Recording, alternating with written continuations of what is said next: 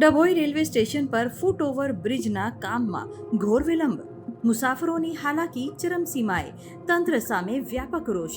ડભોઈ વડોદરા જિલ્લાના ઐતિહાસિક શહેર ડભોઈના રેલવે સ્ટેશન પર નિર્માણાધીન ફૂટઓવર બ્રિજનું કામ લાંબા સમયથી ગોકળગાયની ગતિએ ચાલતા હજારો મુસાફરો અને સ્થાનિક નાગરિકોની મુશ્કેલીમાં સતત વધારો થઈ રહ્યો છે.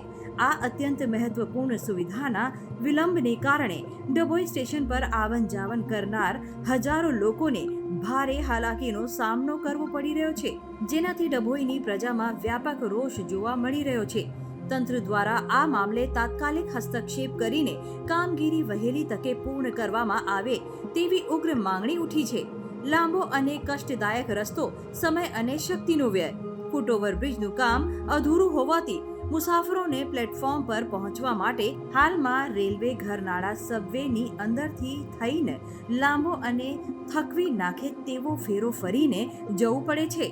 આ માર્ગ લાંબો હોવાથી માત્ર સમયનો જ નહીં પરંતુ મુસાફરોની શક્તિનો પણ બિનજરૂરી વ્યય થાય છે. લાંબા અંતરને કારણે મુસાફરો ઘણીવાર ટ્રેન પકડવામાં મોડું કરે છે.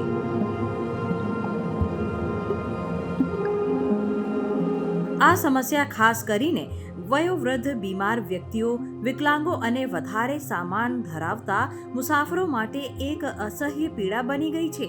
ઘરનાળોનો લાંબો અને ચક્કર લગાવતો રસ્તો કાપીને સમયસર ટ્રેન પકડવી તેમના માટે લગભગ અશક્ય બની જાય છે. ઘણીવાર અશક્ત લોકો લાંબો રસ્તો કાપીને પ્લેટફોર્મ પર પહોંચે ત્યાં સુધી ટ્રેન ઉપડી જતી હોય છે.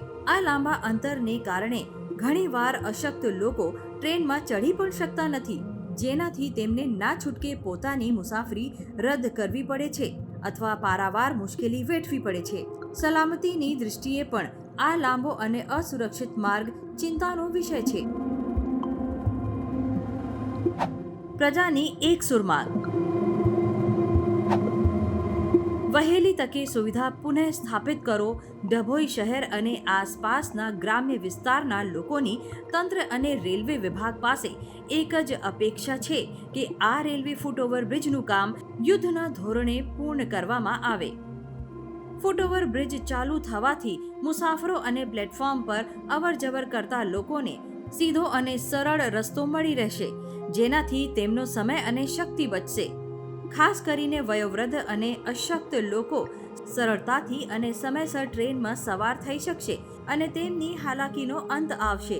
ડભોઈની પ્રજા આ અંગે સત્તાધીશો દ્વારા તાત્કાલિક પગલાં લેવાય અને વહેલામાં વહેલી તકે આ કામ પૂર્ણ થાય તેની આતુરતાથી રાહ જોઈ રહી છે. જો આ વિલંબ ચાલુ રહેશે તો પ્રજા દ્વારા આંદોલન પણ શરૂ કરવામાં આવે તેવી સંભાવના છે.